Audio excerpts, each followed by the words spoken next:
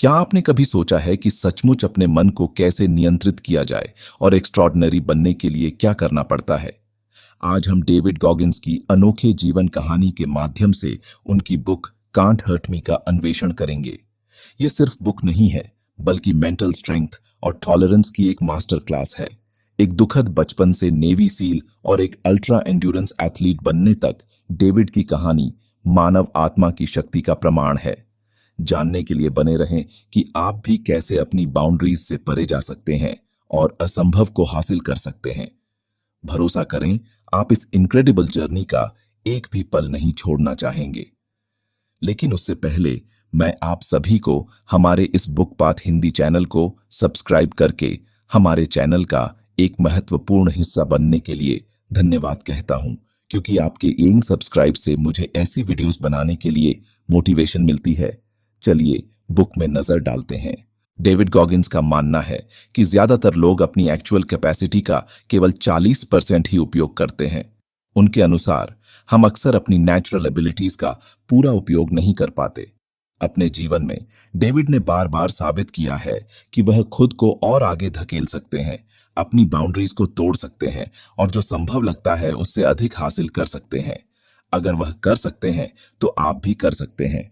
आप अपने जीवन के सभी दर्द, भय और चुनौतियों को पार कर सकते हैं और किसी ऐसे व्यक्ति में बदल सकते हैं जिसे आपने कभी नहीं सोचा था। डेविड न्यूयॉर्क के एक अमीर पड़ोस में बड़े हुए। उनके पिता का स्कैटलैंड नामक एक सफल व्यवसाय था, जो एक रोलर स्केट रिंक था और दूसरी मंजिल पर एक बार था। उनकी मां हाउसवाइफ थीं और उनके पिता से 17 साल छोटी थीं। डेविड का एक बड़ा भाई भी था जिसका नाम ट्रिस जूनियर था। बाहर से उनका परिवार सामान्य दिखता था, लेकिन वास्तव में ऐसा नहीं था। डेविड के पिता का स्वभाव बहुत खराब था और वह अपने परिवार को लोहे की मुट्ठी से नियंत्रित करते थे, जिससे डेविड हर रात स्कैटलैंड में काम करते थे। और केवल 8 साल की उम्र में डेविड का काम रोलर स्केट्स की देखभाल करना और ग्राहकों से किराया वसूलना था, जबकि उनकी मां कैशियर का काम करती थीं। किसी भी गलती पर उनके पिता द्वारा उन्हें कड़ी सजा मिलती थी। एक अवसर पर उनके पिता ने उनकी मां को दूसरी मंजिल से खींचकर नीचे की मंजिल तक गिरा दिया। एक बार उन्होंने उसकी मां का सिर दीवार पर पटक दिया और जब डेविड ने अपनी मां की रक्षा करने की कोशिश की तो उनके पिता ने बेल्ट से उन्हें पीटा। इसके बावजूद उनकी मां ने सालों तक इस दुर्व्यवहार को सहन किया। डेविड अक्सर स्कूल में सोते थे, क्योंकि रात में काम करने से वह थक जाते थे। जब वह पहली कक्षा में थे तो वह थकान के कारण कक्षा में सो जाते थे और उनका शरीर अनगिनत चोटों और निशानों से भरा हुआ था। इन परिस्थितियों ने उन्हें स्कूल में पढ़ाई करने से रोक दिया।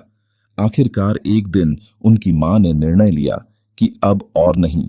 उन्होंने अपने पति का एक दुर्लभ उपयोग किया हुआ क्रेडिट कार्ड और कार ले ली। नाश्ते के समय उन्होंने घोषणा की कि वह जा रही है। डेविड और उनके भाई ने जल्दी से अपने कपड़े कचरे के थैलों में पैक किए। उनके पिता ने उनकी मां को अपमानित किया और बुरा भला कहा, लेकिन उन्होंने अपना मन बना लिया था। डेविड और उनकी मां इंडियाना चले गए, जहां उनके दादा दादी रहते थे, एक नई जिंदगी शुरू करने के लिए। दूसरी कक्षा में होने के बावजूद डेविड पढ़ना या लिखना नहीं जानते थे। हालांकि उन्हें एक शिक्षक का सौभाग्य मिला जिसने उनके साथ अतिरिक्त समय बिताया। यह शिक्षक एक सख्त लेकिन देखभाल करने वाली नन थी, जिसका नाम सिस्टर कैथरीन था। उन्होंने डेविड को पढ़ना और लिखना सिखाया और साल के अंत तक डेविड को मानव स्वभाव के बारे में भी सिखाया। उनके पिता हमेशा मुस्कुराते थे, लेकिन वो एक बुरे व्यक्ति थे, जबकि सिस्टर कैथरीन कभी मुस्कुराती नहीं थी, लेकिन वह एक अच्छी व्यक्ति थी जिन्होंने डेविड की बहुत मदद की। तीसरी कक्षा में डेविड को नई चुनौतियों का सामना करना पड़ा, क्योंकि छात्रों को कर्सिव में लिखना आवश्यक था और उन्होंने अभी अभी बड़े अक्षरों में लिखना और पढ़ना शुरू किया था और वो कर्सिव लेखन में संघर्ष कर रहे थे, जिससे उन्हें और अधिक शैक्षणिक कठिनाइयों का सामना करना पड़ा। डेविड के बड़े भाई इंडियाना में जीवन के साथ तालमेल नहीं बिठा सके और अपने अपमानजनक पिता के साथ स्कॉटलैंड में काम करने लौट गए। इस बीच डेविड और उनकी मां सार्वजनिक आवास में रहने लगे, जहां वो $60 का भुगतान करते थे और भोजन और अन्य जरूरतों के लिए सरकारी सहायता प्राप्त करते थे। उनकी मां ने एक स्टोर में काम करना शुरू किया और को एक राज्य विश्वविद्यालय में दाखिला लिया। काम के बाद वो क्लासेस लेती थीं। डेविड अपने स्कूल में एकमात्र ऐसे छात्र थे जिनका रंग काला था और शैक्षणिक रूप से सबसे कमजोर थे। उनके शिक्षक ने तीसरी कक्षा में उन्हें एक विशेष कार्यक्रम में नामांकित किया, यह संदेह करते हुए कि उन्हें एडीएचडी है, मतलब attention deficit hyper activity disorder. यह एक मेडिकल स्थिति है जो मस्तिष्क के विकास और गतिविधि में अंतर पैदा करती है। इससे ध्यान केंद्रित करने में दिक्कत होती है, स्थिर बैठने में मुश्किल होती है और आत्मनियंत्रण कमजोर होता है। उनकी मदद करने के बजाय उनके शिक्षक अक्सर उन्हें कक्षा से बाहर भेज देते थे, जिससे डेविड को सामाजिक चिंता और भीड़ का डर विकसित हो गया। चूंकि डेविड स्कूल में पाठों को नहीं समझ पाते थे, उन्होंने धोखा देने का सहारा लिया। उन्होंने धोखा देकर प्राथमिक स्कूल से हाई स्कूल तक पास किया। अपने किशोरावस्था में वह गुस्से से भरे हुए थे। उनके हाई स्कूल में 12,000 छात्र थे और उनमें से केवल 5 छात्र काले थे। डेविड को बहुत भेदभाव का सामना करना पड़ा और अक्सर उन्हें अपमानजनक नामों से पुकारा जाता था, जिसने उनके गुस्से को और बढ़ा दिया। एक बार डेविड और उनके चचेरे भाई सड़क पर चल रहे थे जब एक कार पास से गुजरी। कार में एक सफेद लड़के ने उन पर नस्लीय गालियां दी। डेविड और उनके चचेरे भाई ने इसे नजरअंदाज कर दिया, लेकिन कुछ पलों के बाद कार रुक गई। लड़का बाहर निकला और डेविड के सिर पर बंदूक तान दी। डेविड डर गए लेकिन कुछ नहीं किया। कुछ तनावपूर्ण पलों के बाद लड़का कार में वापस बैठ गया और चला गया। डेविड को गुस्सा आ गया क्योंकि उन्हें अपमानित करने वाले लोग उन्हें जानते भी नहीं थे। उन्हें नहीं पता था कि वह कौन थे और उन्होंने कभी उनका कुछ भी नहीं बिगाड़ा था। फिर भी वे उन्हें चोट पहुंचाना चाहते थे और यहां तक कि उनकी मौत की कामना करते थे। अपने जूनियर वर्ष तक डेविड सब कुछ से इतने तंग आ गए थे कि उन्होंने वही करना शुरू कर दिया जो लोग उनसे उम्मीद करते थे। उन्होंने बैगी कपड़े पहनने शुरू कर दिए और एक अजीब हेयर स्टाइल बना लिया। उनके दादा ने उन्हें उनके जन्मदिन पर एक सेकेंड हैंड कार दी थी। डेविड ने कार में एक बड़ा स्पीकर इंस्टॉल किया और जोर से हिप हॉप म्यूजिक बजाना शुरू कर दिया। वह स्कूल के लिए जोर से म्यूजिक बजाते हुए जाते थे, उसी रवैये को अपनाते हुए जैसा लोग उनके साथ बुरा व्यवहार करते थे। ऐसा लग रहा था कि डेविड का जीवन कहीं नहीं जा रहा था। वह हर विषय में फेल हो रहे थे और अक्सर स्कूल से अनुपस्थित रहते थे। उनकी मां को स्कूल से एक लेटर मिला जिसमें कहा गया था कि अगर डेविड अपने सीनियर वर्ष में सुधार नहीं करते हैं तो वह ग्रेजुएट नहीं कर पाएंगे। हालांकि डेविड का एक सपना था। उनके दादा एक रिटायर्ड एयरफोर्स कुक थे। वो अपने काम पर बहुत गर्व करते थे। वह हर रविवार को चर्च में अपनी वर्दी पहनते थे। डेविड पैरारेस्क्यू सोल्जर्स से फैसिनेटेड हो गए थे जो बचाव मिशंस के लिए हवाई जहाज से कूदते थे। उन्होंने मान लिया कि एयरफोर्स किसी को भी अपनी टीम में शामिल कर लेगी, लेकिन वह गलत थे। डेविड ने सीखा कि उन्हें एक टेस्ट पास करना होगा जिसे armed services vocational aptitude battery कहते हैं, जो सैन्य का स्कॉलस्टिक असेसमेंट टेस्ट जैसा होता है। इस एहसास ने उनके परिवर्तन की शुरुआत को चिह्नित किया। डेविड ने खुद को आईने में देखा और समझा कि वह अपने जीवन के लिए खुद जिम्मेदार हैं। उनकी मां अपने काम में व्यस्त हो गई थी। उन्होंने ग्रेजुएट की पढ़ाई पूरी कर ली थी और अब एक विश्वविद्यालय में प्रशिक्षक के रूप में काम कर रही थी। उन्होंने अपने दर्द को भूलने के लिए कड़ी मेहनत की थी। डेविड ने महसूस किया कि वह किसी पर निर्भर नहीं हो सकते और अगर वह सचमुच एयरफोर्स में शामिल होना चाहते हैं तो उन्हें बहुत कड़ी मेहनत करनी होगी। उन्होंने अपना हेड शेव करना शुरू कर दिया और अपने कपड़े पहनने का तरीका बदल दिया। उन्होंने अपने कमरे में स्टडी मटेरियल रखी और हिप हॉप संगीत को शास्त्रीय संगीत में बदल दिया। उन्होंने अपना सारा ध्यान पढ़ाई पर केंद्रित कर लिया और खुद को नेगेटिव इफेक्ट से अलग कर लिया। यह परिवर्तन आसान नहीं था, लेकिन उन्होंने अपने दिमाग को नई दिशा में प्रशिक्षित किया। डेविड ने हर दिन खुद को चुनौती दी और धीरे धीरे अपने शैक्षणिक प्रदर्शन में सुधार किया। उन्होंने armed services vocational aptitude battery test pass किया और एयरफोर्स में शामिल हो गए। लेकिन उनकी यात्रा यहीं खत्म नहीं हुई।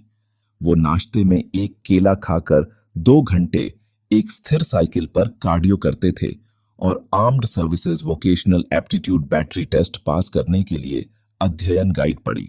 फिर उन्होंने 2 घंटे पूल में स्विमिंग का अभ्यास किया। उसके बाद वे जिम गए और बेंच प्रेस और पैर के एक्सरसाइज किए। रात के खाने में उन्होंने चिकन ब्रेस्ट और सब्जियां खाईं। सोने से पहले उन्होंने स्थिर साइकिल पर 2 घंटे और बिताए। उन्होंने अपनी दिनचर्या में पुश अप्स, पुल अप्स और 4 मील दौड़ भी शामिल की। डेविड ने टेस्ट के लिए मिनिमम रिक्वायरमेंट्स को पूरा किया और बहुत खुश हुए। उन्होंने अपनी मां को अच्छी खबर बताने के लिए फोन किया। उन्होंने नेवी सील्स के लिए रिक्वायर्ड वेट भी हासिल कर लिया था, लेकिन यह तो बस शुरुआत थी। नेवी सील बनने के लिए 6 महीने के कठिन प्रशिक्षण की आवश्यकता होती है, जिसे basic under water demolition seal प्रशिक्षण कहा जाता है।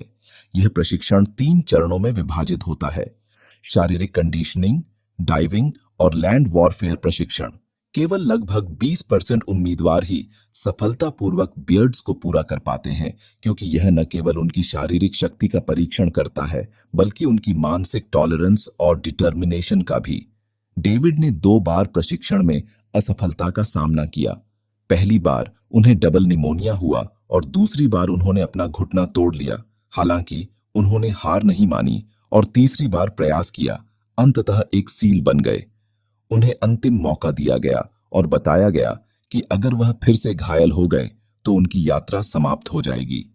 लेकिन डेविड ने दृढ़ निश्चय के साथ यह निर्णय लिया कि वह किसी भी कीमत पर इसे पूरा करेंगे, भले ही इसका मतलब उनका टखना टूट जाना हो। वह 1 साल में 3 बार बर्ड्स का प्रयास करने वाले एकमात्र व्यक्ति बने और अंततः सफल हुए। नेवी नेवी सील्स अपने हेल वीक के लिए प्रसिद्ध हैं, जो प्रशिक्षण के पहले चरण का सबसे कठिन हिस्सा होता है। हेल वीक के दौरान प्रशिक्षु 130 घंटे के कड़े शारीरिक प्रशिक्षण से गुजरते हैं। वे पुशअप्स, सिटअप्स, लंग्स और फ्लटर किक्स करते हैं। इसके बाद ठंडे समुद्री पानी में तैराकी करते हैं। उन्हें एक श्रृंखला बनाने के लिए अपनी बाहें जोड़नी होती हैं ताकि कोई डूब न सके। इसके बाद प्रशिक्षकों ने प्रशिक्षुओं को समुद्र तट पर ले जाते हैं, जहां उन्हें गीली रेत में लौटना पड़ता है ताकि वह उनके शरीर से चिपक जाए और अतिरिक्त वजन जोड़ दे। फिर उन्हें दोबारा व्यायाम करने का आदेश दिया जाता है। कभी कभी उन्हें भारी सामान उठाना पड़ता है या बड़े इन्फ्लेटेबल नावों को उबड़ खाबड़ लहरों के बीच से ले जाना पड़ता है। प्रशिक्षुओं को कोई आराम नहीं दिया जाता और न ही उन्हें सोने या गर्म रहने के लिए खुद को ढकने की अनुमति दी जाती है। प्रशिक्षक दिन रात उन पर चिल्लाते रहते हैं और यह प्रक्रिया लगातार चलती रहती है। प्रशिक्षक बार बार प्रशिक्षुओं को कमजोर और बेकार कहते हैं और उन्हें छोड़ने और घर जाने के लिए उकसाते हैं। डेविड अक्सर खुद से पूछते थे कि वह वहां क्यों है। सील्स बनने का मतलब वहां होना एक चुनाव है। बर्ड्स न केवल एक शारीरिक चुनौती है, बल्कि एक भावनात्मक परीक्षा भी है। कई प्रशिक्षु हार मान लेते हैं। वे एक बेल बजाते हैं 3 बार और अपने हेलमेट को एक सीमेंट के पैच पर छोड़ जाते हैं।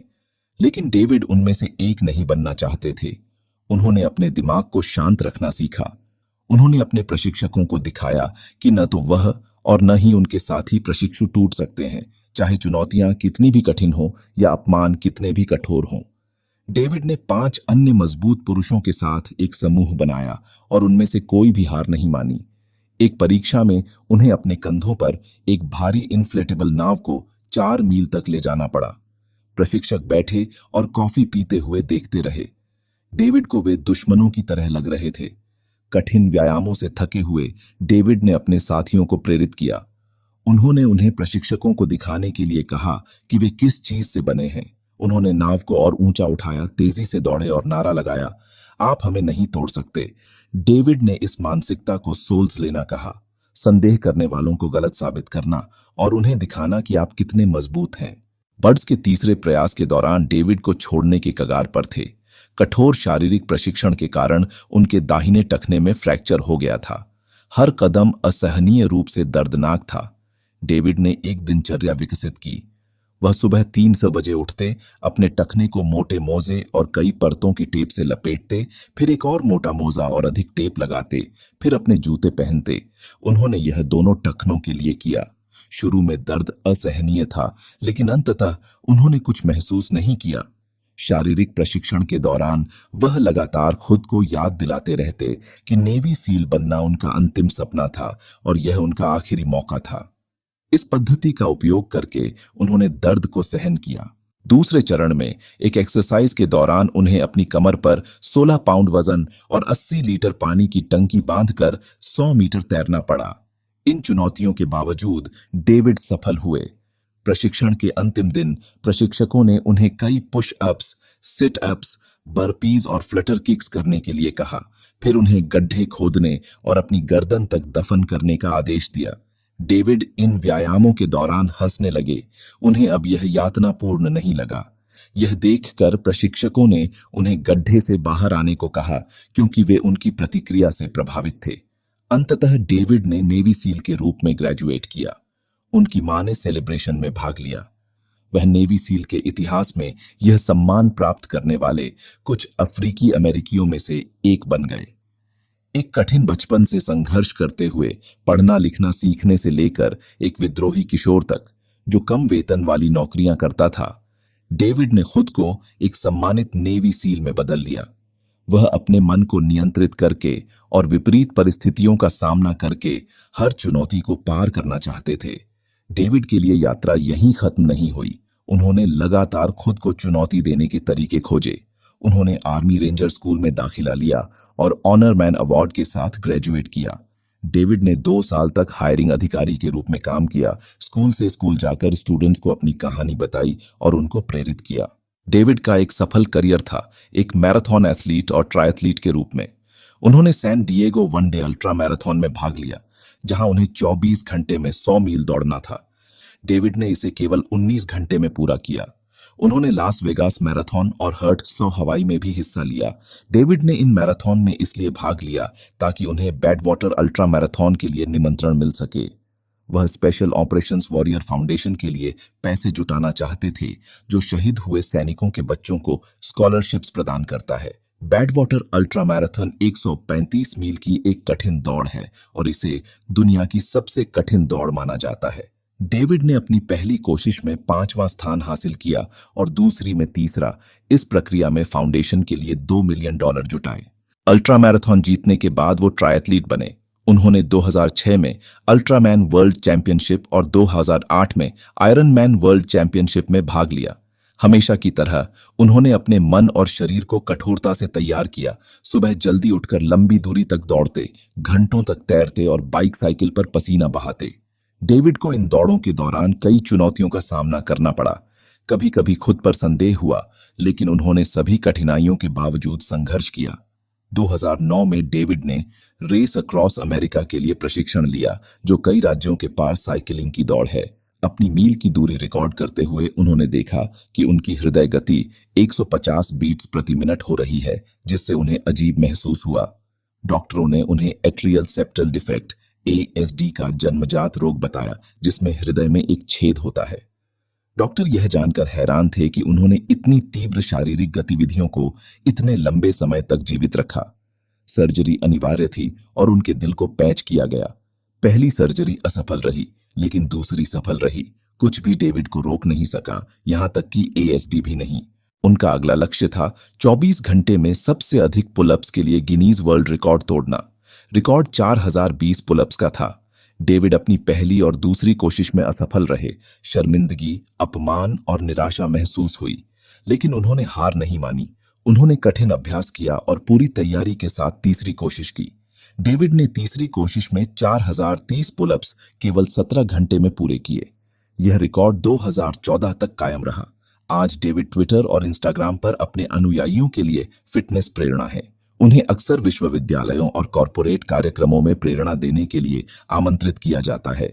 वह छात्रों, विक्रेताओं और व्यावसायिक अधिकारियों को यह बताते हुए प्रेरित करते हैं कि वे जितना सोचते हैं उससे कहीं अधिक सक्षम हैं।